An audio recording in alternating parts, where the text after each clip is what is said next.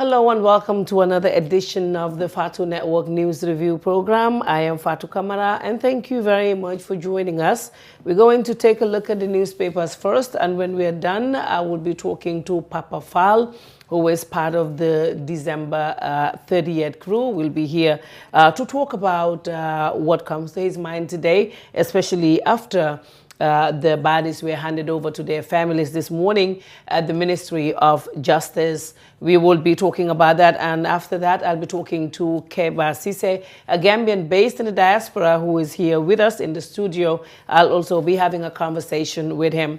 Well, thank you very much for joining us. If you're just tuning in, this is the Fatu Network and this is the news review. We start with the Standard newspaper, where the headline says BYM is UDP's greatest rival, and that is said by, I guess, the National Assembly member for Serekunda. It says the public spat between President Barrow and his former political home, the United Democratic Party UDP, has reached another notch, with the National Assembly member for Serekunda West, Madi Sise, describing the Barrow Youth Movement as a political party in the offing, warning that the movement is the UDP's arch rival. President Barrow's aides have said that the BYM is not a political party and they're only out to support the president's development agenda. But addressing a recent UDP sensitization meeting in Birkama, Cisse, a UDP NAM, urged all genuine UDP supporters to condemn the movement, which he said is similar to former President Jammeh's Green Youths.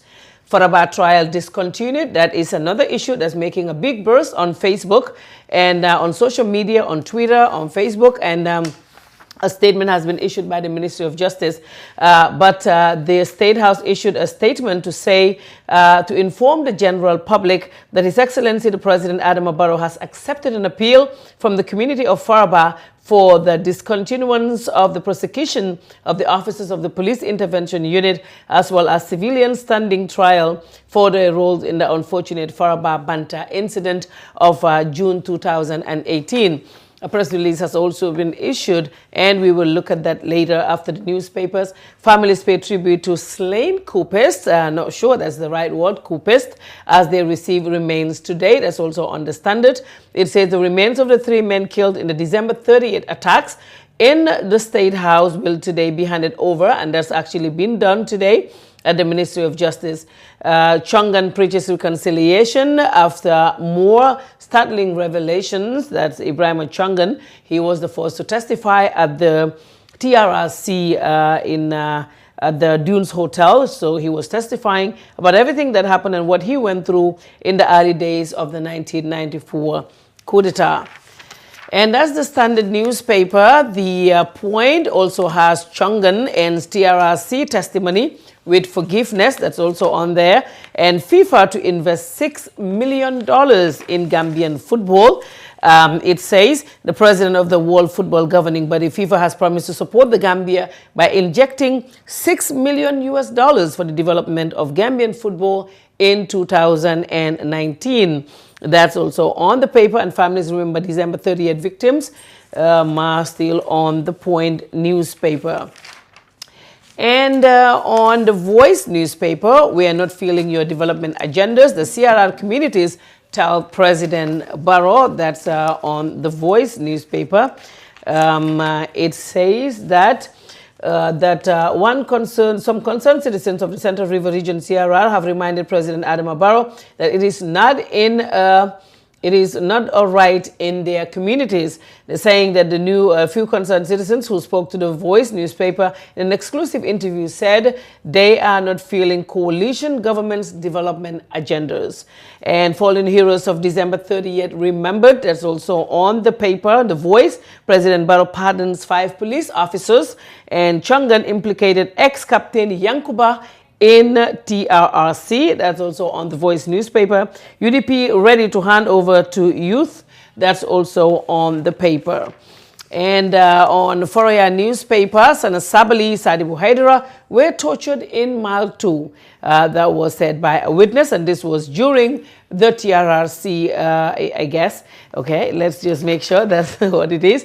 Yes, it's, that's by the TRRC. That was said by Chongan The former Deputy Inspector General said that Captain Sadibu Haidara and Sana Sabali were tortured whilst they were under detention at Mile 2 Central Prison.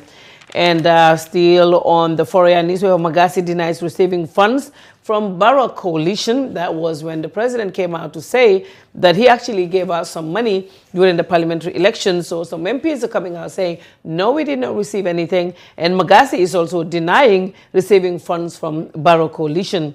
President Barrow accepts appeal for discontinuance of Faraba trial. And PDOI's Admin Secretary Eddie Jallo replies to President Barrow. That's also on the paper. And Serakunda market shop owners protest over lack of security. We talked about that yesterday. And the last paper on here is the Daily News. And it says, Chief Jajusi cling to my family land, Imam Kinte, Yanko Batura to pull a trigger in my mouth. Victim tells TRRC, over 480 cadre of security graduates ahead of the OIC. So that's all in the newspapers. Thank you all very much. We would now bring you an interview, and I am with Papa Fall right here. And then welcome to the program. Thank you. Papa. It's good to be here. I know it's a very, very difficult day for you today, and of course for a whole lot of Gambians. You were in Banjul today at the Ministry of Justice when the bodies were being handed over. What was the thing that came to your mind? It must be very difficult. It's a day that brought back all the memories again. When I was looking at the coffins of the three, I couldn't stop but stop thinking about the last moments that I've seen both of them. And I struggle really hard to hold back tears because I have the victim's mother next to me. I cannot cry when they're there, but it was very tough. Yeah. After 4 years, this is what we have been waiting for the victims,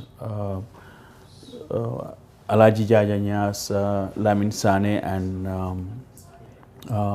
Njaga Jan, to have a proper burial, for us to actually have a place to go to visit and pray for them.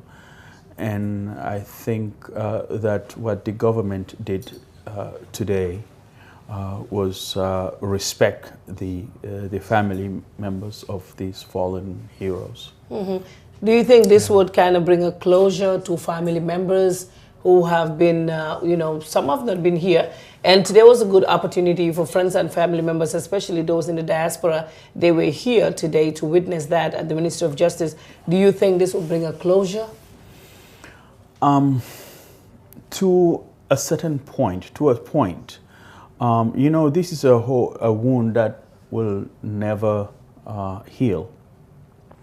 Every time I go to Banjul, as if I am leading the same directions that we took in December 30, going towards the State House. That always happens. But the fact that we were able to get their bodies here, it will bring a little bit of closure to the family members. As you saw today, most of the family members were crying as if this thing actually happened today. Mm-hmm. Mm-hmm. So I think it will bring closure to the family members and to us as well. But the pain will never go away. Yeah. Just before we start the program, we were talking about how most of the December 30th victims are referred to. Some would call them copists, some would call them attackers, all kind of names. Some would say this was illegal. I mean, how do you see that? Like, you are one of the people who sacrificed his life for this change to happen. And then when those kind of names come up, how does it make you feel? There are some people, like I said, who have a vested interest in perpetrating oppression. Those people will never accept the December 30 victims as heroes because their livelihood is completely shut off. I think that for every nation, freedom comes at a price, and it takes brave people, brave individuals who will have to sacrifice everything that they have for the freedom of others. And we see it everywhere. Nelson Mandela was once a terrorist until 2005, and he was not able to visit the United States without a special approval because the United States considered him a terrorist. But to me, these people are freedom fighters. They sacrifice their life for the Gambia, and truly, truly, they have the conviction and love for Gambia. For people who can leave everything and come here, do their job, and then willing to go back to their previous life is really remarkable. It has to take selflessness. Because if we see Njaga Jang, when he came, he was here for 14 days, and in the military time, he was AWOL. He was on leave absent without leave. And they were trying to reach him, and he kept ignoring their emails because he came with the military hardware, his laptop. And he knew that when he goes back, he was going to be arrested. And I particularly asked him, are you really worried that when you go back, I mean, now you're AWOL, you're gonna go to you're gonna go to jail? He said, I know that, but that is up to this government, the next government, to take care of that. That's how strongly convicted he was. That was a very, very big committed. Sacrifice, very, very committed when he was coming over. And then until now, too, you do hear people say, you just mentioned freedom is not free, it's not cheap. You know, sacrifices will have to be made for freedom to come through. But also there are people that would say your actions are illegal. That, you know, they could have, you could have taken a different route, but to do a coup d'etat in itself, in its entirety, was illegal. I don't know what to say when people say that, because to the people who say that, because for a tyrant like Yahya Jammeh, you're not going to sit down to discuss his relinquishing or stopping all these things over tea. It's not going to happen. All the fight that we did outside of the United States, and I think you were aware of all of them, the engagements that we did with the international community, and nothing happened. So if you are an individual, you are trying to stop somebody from hitting you, and you hit the wall, you have to swing back. Yes, we picked up arms to change the life of people. During that process, things can happen. Now, what is the difference between the United States taking arms and going to change the government so the people can be free, than the people who are actually under oppression can take the arms to go free themselves? I don't see how that could be illegal. Yeah, if you can say all the technicalities, but how many constitutional decrees that or sections that Yahya Jammeh broke? So all those are illegal. Yahya Jammeh himself came to power illegally. Illegal means, So. Yeah, so you sacrificed your life yourself. It would have been worse. You know, luckily for you, you're here today to talk to us. And you went to jail, and then there's New Gambia. We have seen how New Gambia is going. Some are not happy. There are talks on social media. Did you regret anything? Not at all. Not at all. It hurts that I lost my comrades. If I had to do it all over again, I will make sure that they live. But beside that, I think that one have to do everything, including dying for your country. So I think this is something that I will never take back. And I said that in the United States when I was in court. And until now, I said it. If the call comes again, I will do it. If there's an oppression, I'm not telling that this government, but if we find ourselves in that kind of situation, again. And the call comes, I will take it again. Wow, yes. That's very brave. And what are the last words they can remember? When you spoke to them, like Njaga, Jajanyas, and Lamin Sane. Do you remember? Mm-hmm. Yes. Well, for Jajanyas, it stuck with me, and I think you remember Stewart. I forgot his name. Oh yeah, the guy who did the story. The story. Yes, his last name. He says that let's go get back our country. That was what Jajanyas actually said when we were driving to our rendezvous point. He was so happy. He said, "Let's go get back our country." Jajanyas said that.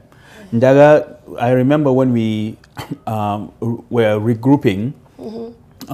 We're changing, and I was standing right next to Lamin Sane and Jaga, both of them. We're changing together, and we sat down. We did a run through on our tactical plans, and once we were ready, we shook hands, and they went, and we were ready to go. We all shook hands, and we were ready to go. You went your different ways. Yes, we were ready to go. Wow, very sad indeed. Yes. Did the government talk to you or any other member about maybe some form of compensation or something? Because we know the TRRC is coming, and also lives were lost, and we know how, like you said, brutal Jammeh was. Did they talk to you about any form of compensation, or maybe try to debrief or meet or talk about the whole issue? I don't know. Nobody spoke to any of us about compensation. But in terms of the people who lost their lives, that is Jajanyas, and I think that the government should consider it for supporting the families, because they left young people, young children, young family behind.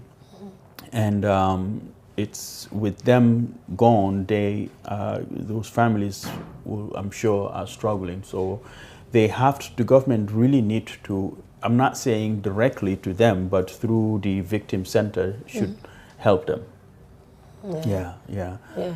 Well, it's a sad situation indeed. Yes. I'm right here talking to Papa Fall. Papa Fall is one of the people who came to Gambia on December 30th, 2014. Like you said, freedom is never cheap. Freedom is something that's very expensive. And we have all seen, when you read history, we have seen how dictators were gotten rid of in certain countries. Very unfortunate what happened.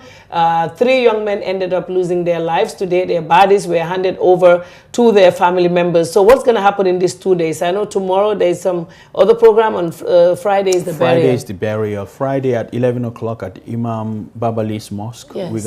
They're gonna recite the Quran for them, and then after Jummah we'll go and do the burial. And I think whoever can be able to make it there, please come and pray for them. If you can't, then pray for them in your prayers. And that will be tomorrow. Yes, tomorrow. Friday. Friday is the burial. Friday is the burial. Yeah. Okay. So is this like stuck with you? Because since my dad passed away in April, there's hardly a whole 1 hour that I don't think about him. Yes. Sometimes I think, I'm like, is this normal or is just me? Does it happen to you? Like every time you think about them? It has never been a moment that I have not actually, they didn't flash in my head. Yeah. It happens, especially when I see a military uniform or when I go to Banjul. That I know for a fact, every time I go to Banjul, it happens. Yes. So it's something that will be there forever.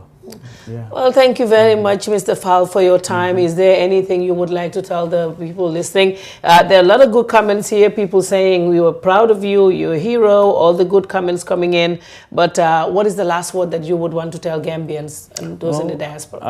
I'm going to tell Gambians what I always say, is that The freedom that we have right now, we should cherish it forever and never ever let your guard down to let somebody else oppress you. Governments are there to provide for the citizens, not the other way around. Yes. And governments are there to protect the citizens, not the other way around. So if there is a moment, they said if bad things are happening, it is the good people who are sitting down and watching and not doing anything. So we have to have good Gambians who will be willing to stand up at all the time to protect each other. We are all one family. Gambia is one big family. We're all related one form or the other. So whatever you wish for your family, you have to wish it for a whole entire Gambia. And we have to stand together and fight for our rights. Definitely. Yes. Well, thank you very much, Papa Fall. Like you said, I was in America when this whole thing happened. And definitely everybody knows that this was a turning point for our struggle. Because after this happened, I mean, a lot of interviews all over the place, they were like, why is it so bad that these people will, you know, do and act like this? So that kind of like changed the whole dynamics of the struggle. So you all contributed hugely and you paid a huge price. Thank you. Thank you very much. What we'll do right now is to take a short break, and when we come back, I'll continue with Keba Sise. He's right here in the studio. We'll be right back. Dalaba Housing Estate is our newest estate located on the Sukuta Jabang Road. You can buy a finished 2 or 3 bedroom house or service plots accompanied with a free fence and gate. At Dalaba Housing Estate, you get to enjoy bituminized roads, gated and fenced properties, solar street lights, water reticulation, public amenities, 1,500 fruit trees aligned in streets, and many more. Make a 40% down payment today and spread the balance conveniently for 10 years with GTBank, EcoBank, and Trust Bank.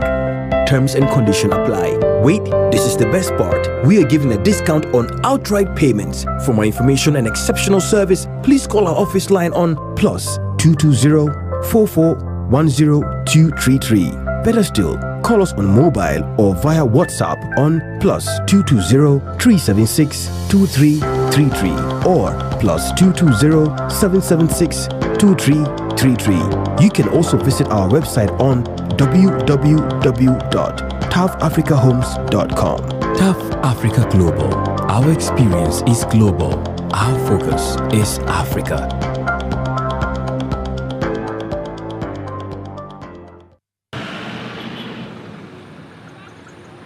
Hey, what are you doing here? I'm going to replace my AfriCell 3G SIM card. Why use a 3G SIM card when you have a 4G phone?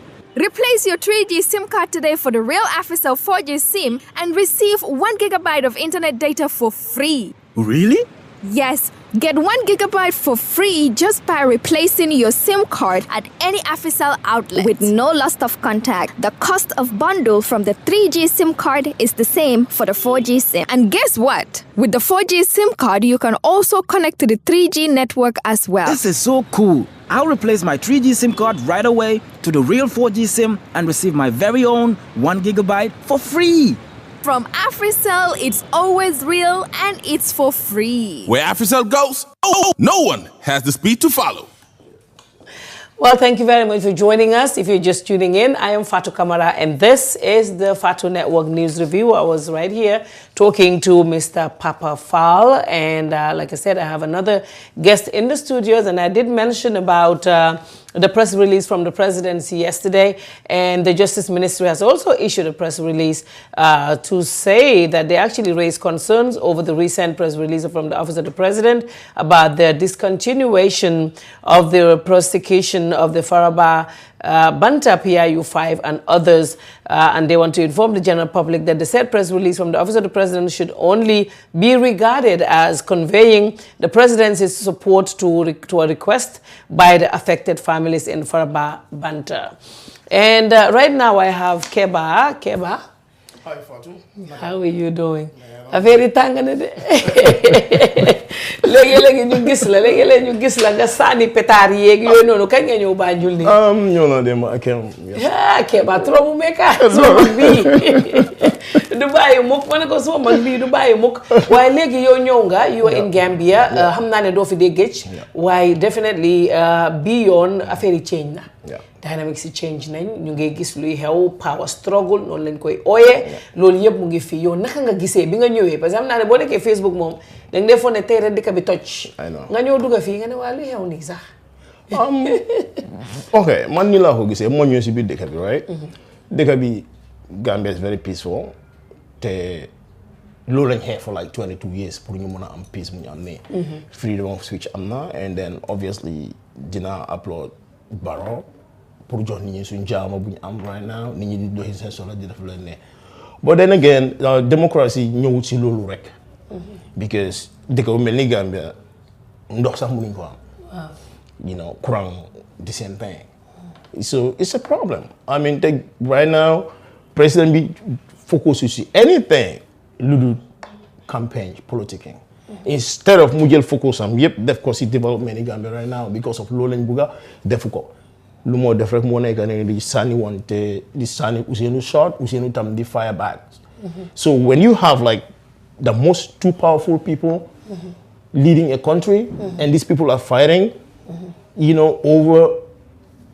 politics and then ku nekk ngeen seet kan mooy lead kines kan mooy lead and then fàtte dëkk bi personal interest so it's a problem so dafa mel ni si yow léegi dafa mel ni dëkk bi moom dañ ko fàtte dëkk bi dañ ko tegee boor affaire politique but Fatou loolu moo fi nekk dëkk bi like nothing is working léegi nañ waxante dëgg since Yaya mu fi bu mu demee benn tey right dëkk bi lana fi yomba waaw price moom wàccut instead dafa gën a egg so ñëwee with hard currencies the same thing la dollar bi right now we talking about ñaata 50 right yes $50 pound bi right now we talking about 63 right 63 yeah 63 man loolu la wéccee ki woon so fan la nit ñi dem so seetaan Gambia lan la they produce right now nothing everything is imported so business yi am si dëkk bi yëpp dañ ko dañ like importation so people need those hard currencies pour ñu mën a jënd bagage so yow lan nga foog ne moom lañ war a def parce que soo ko seetoo ñu ngi doon waxtaan fii affaire yi jaxasoo na politique bi dugg na ci ba nga xam ne sa politique jotangut munoon nañoo xaar ba ñuy accès si politique waaye léegi lu ñuy def parce que maa ngi laa wax may la président Barrow dafa waroon a président Barrow muy boot président Barrow ak Ousseynou Dabo lu ñu waroon a def moo nekk ren to be honest fàtte fi politique it's not about time pour yëfi politique right now right now lu ñu waroon a def rek moo nekk focus si développement yi dëkk bi and that's just that time yi politique jotul nañ xaar politique is 2021 right seen ñu dem so 2020 you start seen campagne start lu nekk but right now yow nit ki mënuloo am ndox courant amul yoon yi baaxul lekkay seer trafic fii la dee starté boy ba balaa nga egg airport yàlla xam yaa ngi jógee yaa ngi dem liggéey Banjul just imagine yaa ngi dem liggéey Banjul right nga wàcca 4 or 5 o'clock nga war a ñibbi sa kër pour dem reeri noppaleku reer war a eewu the next day pour dem liggéey nga stock si trafic over 2 hours or more yow balaa nga egg sa kër let's say like nga wàcca 4 5 balaa nga egg sa kër is like 8 o'clock kañ nga reer kañ nga noppaleku war a eewaat si suba si eewaat and lot traffic fekk si la nga war a eewaat like 5 or 6 pour dem liggéey yow dafa yow sa time yëpp da nga ko def si mbedd bi man dama dee wax loolu because ñun 2013 before ñu bàyyi fii trafic bi melutoon nii waaye ñoom fu naa dañ faatee sóoraale ne population bi dina grow nit ñu bari dinañ am moto exactly because léegi yoon bi from traffic light all the way to turntable ay 2 hours dañ ko fa def ba pare Fatou lu si gën a the crazy thing is yow xam nga ne population dafa gën a yokku moto yi dañoo gën a yokku ñi kéetawuñ for anything yow nga ñëw 2 years yoon bi ñu promise you know bi kañ ne dañoo develop yoon bi benn tey ñii mënuñoo léegi président bu mu toog bu mu jëlee dëkk bi benn tey man gisuma even a stone bu mu teg loolu dañuy indi projet si brique boobu noonu. brique boobu soo bi gars yi def si Basse foofu. waaye brique boobu noonu xanaa nekk foofu balaa président Barrow ñëw. yaa no work on bridge bi waaw. exactly so moom ban new project la ñu indil fii boo xam ne bu mu jëlee dëkk benn tey man gisuma ko to be honest. so man why would I support président Barrow. so bi nga ñëwee courant bi naka nga ko gisee. same thing la rek tane moom tane na to be honest ñu jox leen boobu but still bugga nañ lu gën lu fi nekk. you see Fatou when you go to Dakar when you go to all these places. if you can remember. Senegalese they used to come over here. dégg naa sax suñu lopitaan yi. yëpp foofu lañ daan faju see. dégg naa di liggéey. time boobu fii soo seetee liggéey yëpp ñoom la daan nekk marché bi ñoom la daan nekk ñawkat yi ñoom la woon liggéey ku nekk ñoom la woon. fii lañ naa utsee boo léegi xoolal seen dëkk bi nu mu mel Wow. So for them, within these 20 some years. So ñun lan lañ bëgg suñu président bi defal ñu nañu développer suñu dëkk bi mu bàyyi politique bi. So xamee ne Ousseynou support plan sami. Na ko daa it's as simple as that. Na leen fa génnee. So xamee ne ñii dañ koo block. For development. Na ko daa but they must have to put Gambia first. Wow, definitely. You see, they put Gambia first. This is not UDP. This is not PDOIS. This is Gambia. It's bigger than any individual. It's bigger than any tribe. It's bigger than able, disabled. We're talking about the whole country. Let's put Gambia first. Wow, parce que li xew mooy ñoom ñëpp ñoo ñëw def coalition saa nekk dañ ko wax su coalition bi ñëwee ñoom ñëpp nekkuñ di liggéey loolu mooy li nga xam ne moom moo ñu dal léegi parce que dafa nekk loo xam ne dafay métti ñoom seen agenda ak si gars yi li ñu waroon a focus mooy dëkk bi ñu defar at least bi ñu ñëwee ñu ne léegi ndox moom 24/7 ndox ñàkkut fenn suñ waxoon loolu at least mu tane waaye daal faru ñu si ñëwoon ñu ne problème yi dëkk bi ndox la léegi nañ try ñu def programme ndox bi nawek lu ñu war a def nawek ñii loolu lañ defut nawek dafa féew te nawek bu mu féew du tey so ñi bu ñu waree ñëw nañ jël ndox bi ñu séparé ko génne ko nawek yaa ngi gis moo waxee électricité mun leen koo bàyyee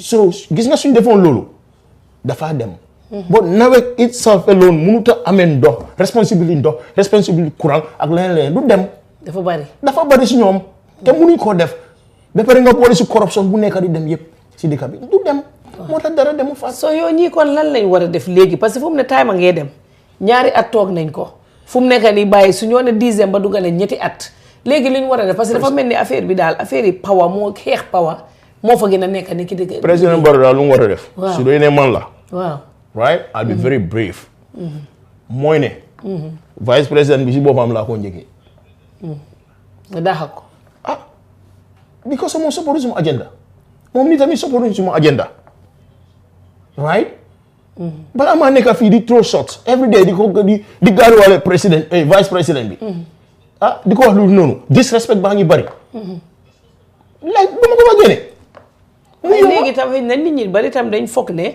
dafa mel ni comme papa doom boo génnee sa papa tamit waaye Fadou waaw waaye Fadou naka la doom di toogee waaw di xas papa di saaga papa président Barrow right now meeting bu mun a am président Barrow right now plateforme boo ko mun a jox di first thing lu moo def moo nekk rek ne sànni Ousseynou short last time yow dégg nga lu mu ko wax ne yéen a ngi dëkku koo xam ne tey man su ma ko ooyee within 30 minutes dafa daw ñëw fi te soo te daf ma see tegal your excellency mu jógee fa ne moom boss bi daal bossam la waaw dafa eb te dafa wàccee along the way mu jógee fa mu ne dem boo bàyyi force moom la am te dem boo bàyyi force moo nekk koo xam ne mooy advice am right mu ne su amee dem boo bàyyi force rek su amatul keneen sax moom affaire am nekku si moom dem boo bàyyi force su ko amee rek doy na ko. so da nga foog ne Dabo la doon wax. mooy Fatou come on. ñun moom la ñuy laajte parce que comme génnut mu ne ñu Dabo lay wax. waaw ñu xam ne Dabo la moo wax. yow jàpp nga daal Dabo la doon wax. problème bi yëpp affaire yi BYM la ak UDP. waaw waaye lu tax BYM nga foog ne mu nekk issue because léegi nii ñu ngi gis si paper bi fii si standard newspaper kii nga xam ne mooy MP bi Serekunda West moom itam mu ngi way fi BYM mu ne BYM moo nekk UDP seen greatest rival. because they feel threatened. But why? Because of ñu Japan right now with this BYM, mu ngi build foundation for his political career, right?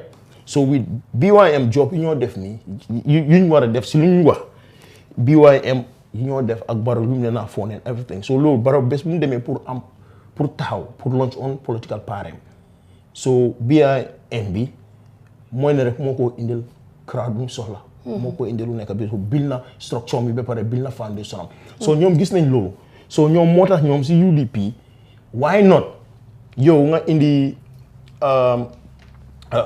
fond sooy def ak ndimbal bi yëpp why not yow nga indi ko si UDP rather than ngay am another group ko BYM so dafa mel ni su demoon si UDP kon du nekk problème. du nekk problème obviously ñun ñëpp gis nañ loolu because of UDP fi leen toog Barrow is our Barrow. yes 5 years Ousseynou si boppam toog ci télé bi right ne year 5 years yi du 3 years ku ko bugg a indi sax moom si boppam moo la yóbbu court. waaw indi fi different Barrow.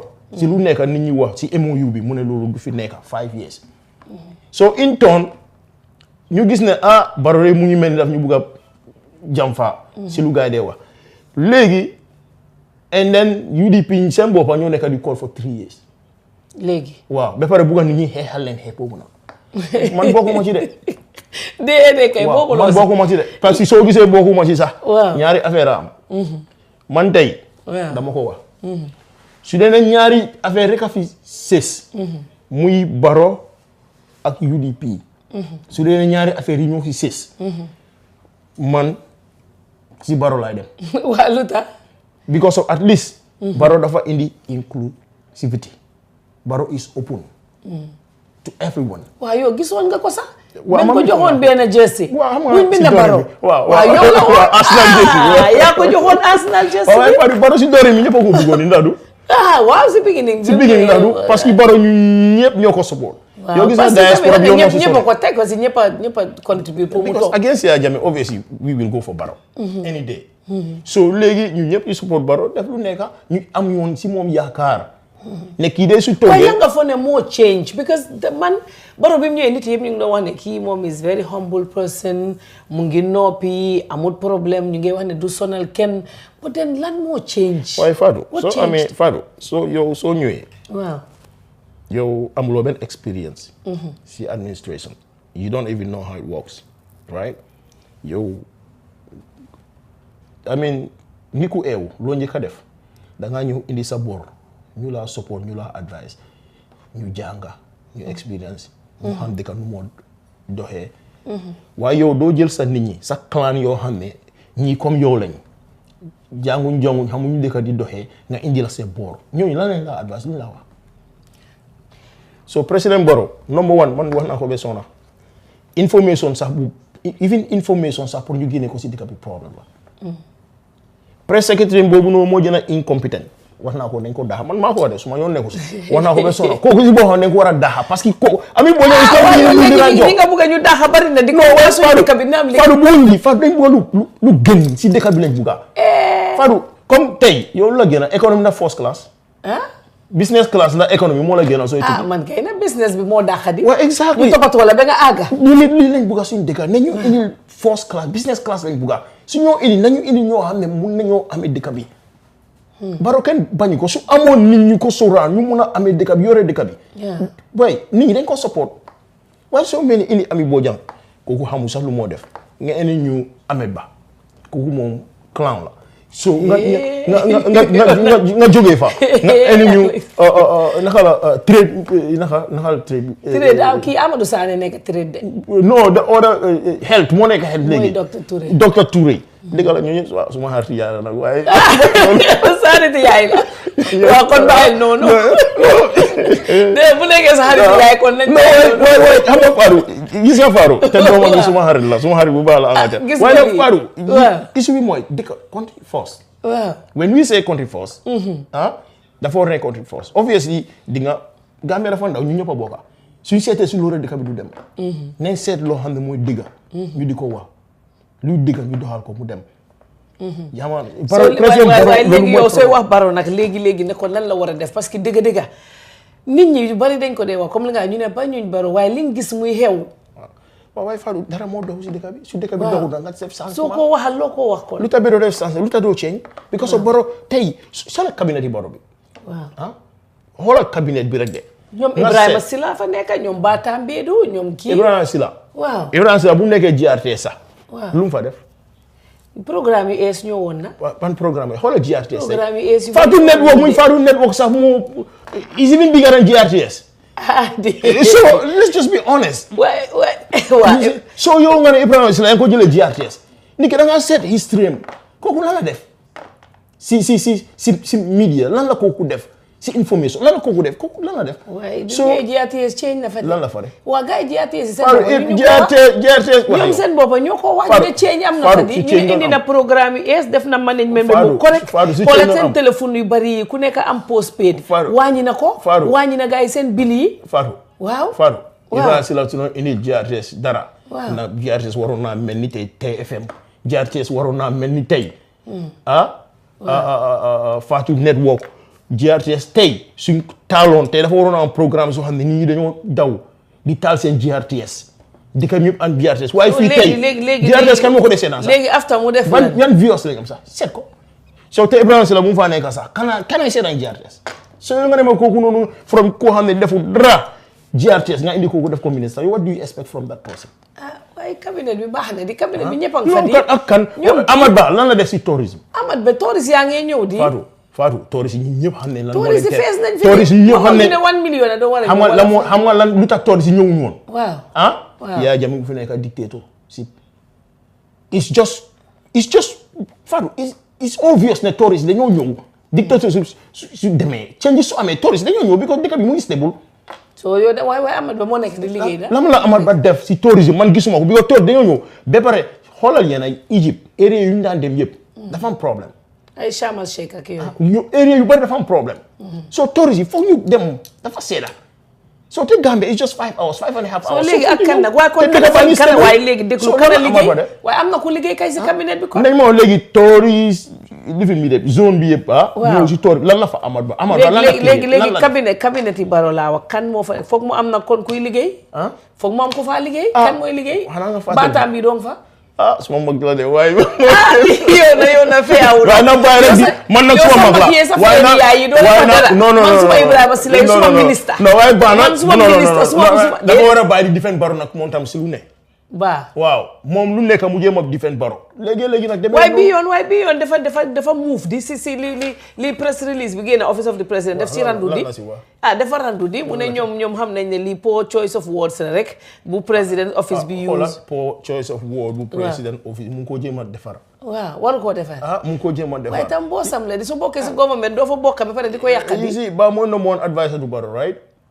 mooy li moo war a nekk legal advisor bi right so lii tey su Barrow génnee yëfi Faraba bi mu demee nii ñu bari dañoo blame Ba ndax du waaw am na démb Facebook bi kay ñëpp a ngi blame Ba exactly ñëpp a ngi wayi fi Ba waaye léegi nag kii nag Amadou Sané mu ngi fa Amadou Sané moo nekkoon finance léegi moom mu ngi traite Amadou Sané moom mun na liggéey de xam nga ne supplementary bill boobu noonu bu Mamboure Ndiaye indi waaw xam nga ne budget boobu noonu waaw budget Amadou Sané la woon ndax du waaw waaye du full budget yi Amadou Sané bi waaw moom kañ la ko génne kañ la Amadou like let's say at bi yëpp let's say 10 months yëpp lu ko ëppa yëpp loolu budget yi Amadou la woon waaw kon moom Mamboure seen budget la waaw ñoom waaye Amadou Mamboure tam bokk na si wala waaw waaye dama la woon ne Amadou loolu budget yi Amadou la because of Amadou allocation boobu kan leen ko joxoon du Amadou balaa Mamboure di ñëw waaw moom moo nekkoon foofu si moom moo fa nekkoon soo suñu waree dem ba xaalis bu war a jeex Mamboure di ñëw pour supplémentaire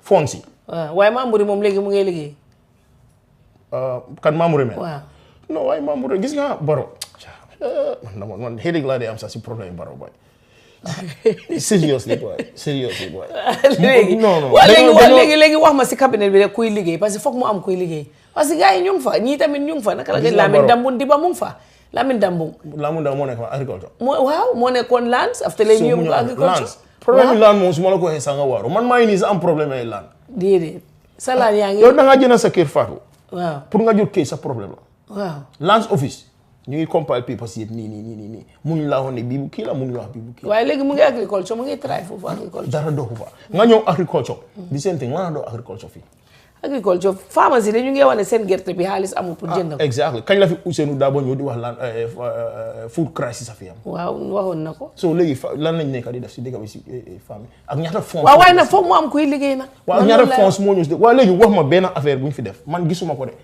parce que man bu ma fee jógee donc every year ma ñëw fi yoon ñu ma fi gis mu ngay gën a bon agriculture gisuma dara food prices mu ngay gën a yokku léegi rek laa gis waaye vice président bi nag Ousseynou Dabo nag moom mu ngay liggéey lan la Ousseynou def mu ngi liggéey mooy vice président bi yow tamit na yow bi nga ñëwee mbaa riit nga yee nga dugg si intay seet lu suñu nit ñi di liggéey lan la def déedéet du ñaa moom tam si office am bi mu ngi liggéey foofu man Ousseynou moo nekk Women's Affairs ak agriculture waaw léegi lan la defal jigéen ñi xam nga yow jigéen nga kon wax ma jigéen leen wax ma jigéen ñi leen démba dem naa benn meeting women's bureau waaw ñu ne fu mu nekk nii jigéen ñi ñu ngi try de lan jigéen lañ ñu ngi jàngal jigéen ñi waaw affaire yi civic education affaire yi lan mooy seen right lan la jigéen ñi war a def démba de am dem naa si benn meeting women's bureau maa ngi dégg directeur su dee ne moom loolu am na moom naa ko upload loolu parce que loolu maa ngi dégg executive director bi women's bureau démba wax na loolu parce que dëkka jigéen ñi foog nga teral leen tarangal leen soo buggee sa dëkka dem ndaw yi foog nga teral leen tarangal leen dimbali leen soo buggee sa dëkka dem ñun nag dëkka bii loolu mooy suñu problème defaluñ jigéen ñi dara defaluñ ndaw yi dara waaw youth minister bi moom ana moom man dama foog ne mu ngi London sax mu ngi fii sax kan mooy ministre bi sax la xam kii la ki appointé woon kii parce que xam naa ne parce que xam naa ne Gomez sa fa nekkoon right waaw so ñu génnee Henry waaw ñu def fa kenn de Hadraame ana moom kooku nit ñi dañ ko xam sax Fatou waaye mooy ministre bi youth waaye lii dañu wax communication sax du day am president's office duñ communicate anything president's office duñ communicate gars yi ñu ngi la ñeenaa ngi wax ne ñu ne ministre no all ñu ne xanaa yoo yaa xam yëpp kon si biir Gambie bi non garaaw man awma si problème waaye man fu ma waxee rek moo nekk da ngaa wax sa boss comme as citizen léegi ñoom nañ ñëw ne ma ne waaw buñ toogee bañ tey for the past 2 years yëpp ñun suñu ñëw Gambie waaye dëgg na kaay wax la yoon yi gars yi ñu ngi si commencé mooy ban yoon di déglu soo demee boor yi soo passé village yoon bu ees bi ñu defar bi dee dem noonu ba Apple Tree ban village kay di village fi ñu dee naanee coffee waaw boo demee ba foofu noonu romba ko yoon boobu noonu dem ba Apple Tree gisuloo yoon bu ees bi waaw yoon bu ees am na waaw Gambie trafic bu feebu gis nga taalali bi jëloo ma la wax la soo passé ko sa left waaw foofu dañ ko war a defar taalal boobu mooy dem sa kër teru taalal boobu baax la because xam nga la dafa wàññi trafic waaw parce que soo fa duggee da ngaa dem fula ba Sukuta gis nga Fatou liggéey dafa ànda eewu lii is not about politics development dëkk dafa ànda eewu yoon boobu soo ko defaree dafa wàññi trafic bi because moo la yóbbu Sukuta right yoon bi ñu def ko ñaar dem ñaar ñëw trafic bi flow mun a am mu mun a wàññeeku ba airport promise nañu ba sona anam gisuma luñ fa yoon benn boobu defar ba pare tamit sax lifin bi courant bi gaa ngi indi car powership loolu kañ léegi fu mu nekk loolu yàgg na car power léegi tey maaj bii nii bu ma mujjee dégg de gaal googu lañ indi si ndox waaw mooy boobu mooy car so gaal gi nag moom su yëngatoo rek déedéet du gaal baa ngi joxe courant su yëngatoo fili dox si lifin si fili la fili waaw loolu su yëngatoo fili dox déedéet gaal bi yëngatu gaal gaa ngi si géej gi toog la di am nga ñoom moom si waaw yow nag su ma waa fili dog ñu ne waa fili a dogagu nawet ngeen dogagu pour waaye nag foog mu am lu baax loo fi gis nag wax ñu boobu tamit waaye wax ñu lu baax loo fi gis nga suñ décentralisé yëpp man suma gis-gis waaw suñ ko defee base am générateur buy doxal foofu noonu yëpp o ñu indi ñu ay sola yaa ma ne sax fii noonu boori esew boori area yu noonu su la neexee fara feeñe comme ku nekk ñu décentralise ko a des dina tane si lu ma foog parce que benn nawet bii mënut a yóbbu fenn am nañ ci Fatou 50 something years ñu ngi am problème yi courant waaw waaye léegi lan lu baax moo am kon lan lu baax moo tax ma ne man gisuma ko waaye the only thing lu ma fi gis waaw mooy jaama bi waaw freedom of speech waaw kon interior ministre kon kooku baax na kii Mbaalo mooy interior ministre Mbaalo nga xam ne waroon ne ko ndax bu yàlla si kees farawaat yow na kon yow na suñ gouvernement bi yëpp nga bëgg a daaxa nag léegi kon xanaa dangaa ñëw kon Fatou Mbaalo waaw bu ko waree daaxa dafa yàgga waaw yow laa wax waaye gis nga népotisme ma wax nii because of mbokki baro la xaw ma goro baro la loolu dañ ko dee wan daloo dëgg la Fatou loolu am la mbokki baro la xaw ma kenn dañ ko dee déggal nii rek Fatou bu ma nee Gambia waaw ñu si dëkk bi fii ak ñu si biti amul kenn ku gën Mbaalo ku fi mun a ku Mbaalo mun a jël mu change interior Fatou xoola suñ police yi xoola ñu si seen uniforme yi Fatou ñi da nga daje si mbedd bi sax ñu solal uniforme yoo xam ne sax doo mun a understand uniforme yi màgget na uniforme yi tilim nañ foro nañ naka la ñu fi respecté police yi Kéba kon na yow sa gàmmu nag neexut a wóor nag. déedéet waaye Fatou ñun liggéey lañ bugga. waaye kon. Fatou man tukki naa fu nekk si àdduna. waaw so when you go to other countries. waaw da leen dee ñee. waaye yow kon lii bari léegi naka la ñuy defee lii way forward bi naka la kon. man daal fu ma way forward bi ñu def man fu ma waxee mooy. waaw na employé ñu mun a amee dëkk bi.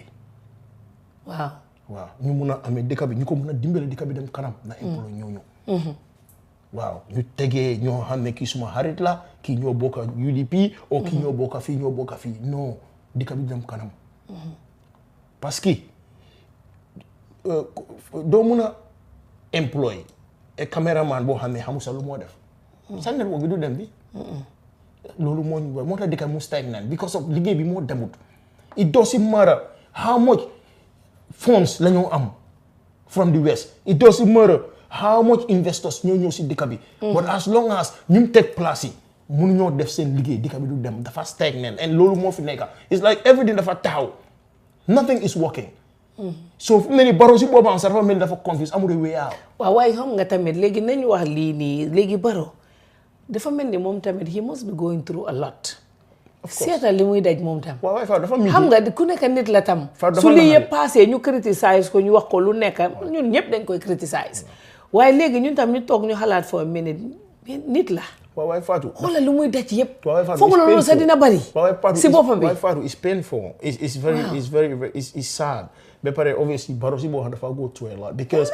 what it is like Barrow soo gisee tam mu indi ñëpp daf leen trust daf leen óolu waaw right soo gisee mu indi ñëpp indi leen si booram daf leen trust even though they are very incompetent they are very mediocre what still daf leen trust pour ñu liggéey but then ñoom suñu nekkoon di deliver nit ñi Barrow la ñoo attaque Barrow la nit ñi di you know what I'm saying like people waaye xam nga moom bi mu ñëwee ees wax na ne man de mënuma so mu indi nit mu am ñoo xam ne dañ si bokkoon mu ñëw indi leen ñu jël ay nit xëy na xaw ma naka la fa taajoo ñoom ñu ñëw fix fa seen boppa ñu toog waaye bu loolu xewee léegi xëy na loolu moo tax ma dee wax ne suñ ne Barrow fail na bu ñu wax ne Barrow kenn naa fail non Barrow kenn failu de coalition bi ñëpp a fail waaw coalition bi ñëpp a fail du Barrow rek because of ñoom ñëpp a fa nekka te ñoom ñëpp buñ toogee ñu gis nañ la ku nekk sa personal interest nga nekka di demee so ñi fu njëkk a fail sax moo nekka when they took office right instead of seet problème yi Gambie yëpp lan la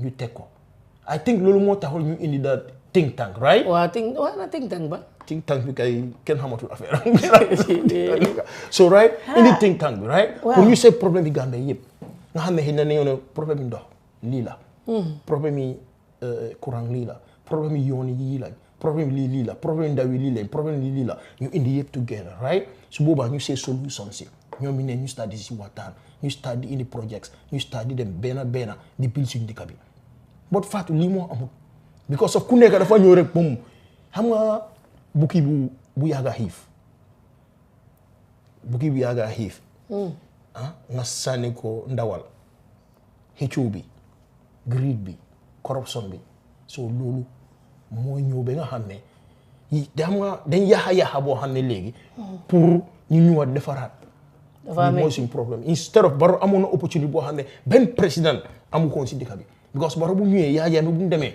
adduna bi yëpp booy ba BBC ba CNN foo nekka attention yëpp Gambia la goodwill bi moom adduna bi yëpp la woon so funds were coming li bala ngay ñëw you know so suñ startoon si direction bu baax rek ni ko noon right now waxatuñ ko ni ko right now dëkk bi yëpp ñu ngi si gannaaw Barrow waaye because of xam nga ñan ñoo ko doon advice ba pare fu mu gën a bonee sax mooy ñoom ñëpp everything was going well with Halifa and everyone else but then bu ñu release Ousseynou ba gars yi start seen Mandela ak Moses bi si la dëkk man daal xama em fii parce que man dama neex a saaga te man la yàpp gis nga lii yëpp bu paree du ñëw si yow bàyyi rek Mandela bee Moses bi ñu bàyyi foofu rek nga dañ wax Aïssatou Touré nga ne sa frère yaay la léegi ñu wax Batam bi nga ne sa frère la waaye lañ bàyyi Mandela bee Moses waaye lu tax na du ma wax tamit ne ñoom loo xam ne lu jaarul foofu moo ko ndax ñu indee Moses bi ak lii problème yi soofu lañ start si lañ start di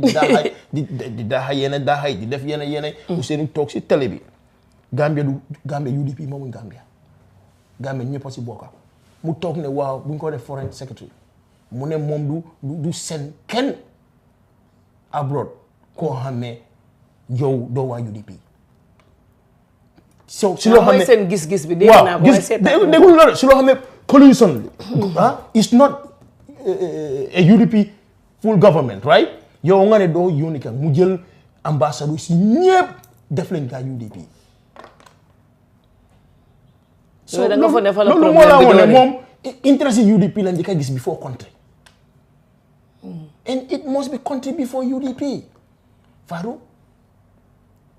so ñii suñ demul ba gis loolu gis ne dëkk la before Paris dëkk bi du musa change nothing changement du musa am foog ñu teg country before any political party any leader yamal sax muy jigéen muy góor ak ku mu di doon dégg nga gars yi seytaane Fatou let him say it as it is so léegi moom ñu ñoo jeexal parce que yaa ngi doon àgga si solution yi te balaa ngaa dem na caabi jaguwa bi dama koo jël donate ko government déedéet nañ donate jaguwa bi government rek man ma jël sama jaguwa waaw waaye yëpp si national defin la bokk rek ak contribution man national waaw contribution la di man kay bàyyi rek ak suma moto nag déedéet bàyyi ñu jël caabi jaguwa bi rek ñu jël caabi jaguwa bi rek ñu ne moo ba xaalis mu ngoog ñii within 6 months indi nañu fi 200 how much 300 something million boo xam ne travel cost la ñi ñooy ëppa ñi corruption bu nekk si dëkk bi is unbelievable waaw dañ ko dee dégg waaye ba tey evidence yi moo ñëwut nag léegi-léegi ñun nit ñu binda ni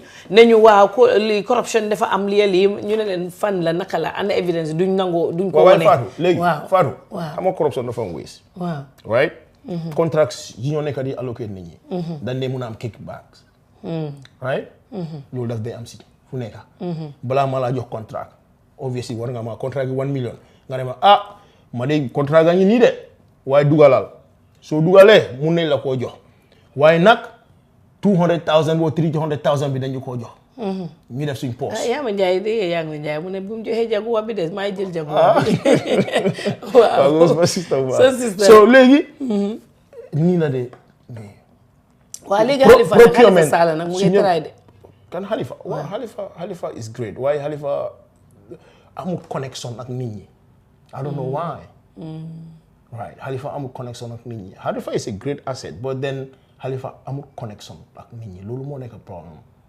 yeah kon lu ñu war a def nag pour dëkk bi change dëkk bi daal élection bi des na 3 years non élection bi des na right now nañ bàyyi politique bi baro focus si développement yi dëkk bi yeah ba pare ñoo xam ne mu bàyyi fii moo Ousseynou seen bif ak seen issue si nii soo xamee ne Ousseynou ànduta planam na ko fa génne mu indi ñu ànda planam because you cannot have half and half développement yi dëkk loolu mu ngi see bokka right so foog nga joxe 100 yeah soo buggee foog nga joxe 100 waaw right so mun loo am xëy na dafa naxaree comme moom tam comme yow yaa ngi bëggoon yi fi docteur Aïssa Touré nga ne sa frère yaay la xëy na moom tam def na suma papa non waaye man nga moom tam ne def na suma papa pour génnee suma papa dafa non come on mais Fatou so waay BYM nag BYM li fii du seen kër moomuñ ko li affaire yi mbooloo la waaw affaire yi dëkk la affaire yi mbooloo doo seet ne kii suma lii la nii non affaire yi mbooloo da ngaa def the right thing waaw parce que lu ko mooy moo doon am sleepless nights. exactly so how many Ousseynou is not good for you your government guy UDP génne leen fa it's very simple. nga am ko wax mu ne Barrow is a good man but the people around him are not